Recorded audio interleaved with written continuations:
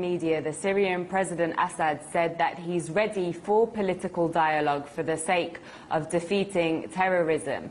Now, I was there for RT, who was amongst the media that sat down with the Syrian president in his Damascus home, and in this very rare interview, he warned that terrorism in Syria had spread in the last year since the US-led coalition began their airstrikes against ISIS targets in Syria.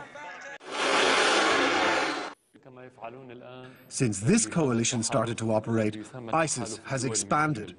In other words, the coalition has failed and has no real impact on the ground. At the same time, countries like Turkey, Qatar, Saudi Arabia and Western countries which provide cover for terrorism like France, the United States or others cannot fight terrorism.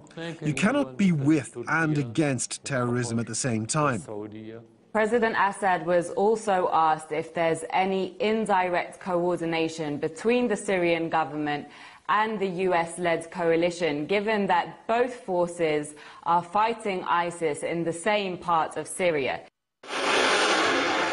There's not a single coordination or contact between the Syrian government and the United States government, or between the Syrian army and the American or the US army. And this is because they cannot accept the reality that we are the only power that's fighting ISIS on the ground. For them, maybe if they cooperate with the Syrian army, this is like a recognition of our effectiveness in fighting ISIS. This is part of the willful blindness of the American administration, unfortunately. Now, on the topic dominating headlines in Europe at the moment, the crisis of refugees who are fleeing Syria in their hundreds of thousands, the Syrian president accused the West of sponsoring terrorism in Syria, which he said was the main cause of this exodus of Syrians. And unless that sponsorship stops, he said the crisis will only continue.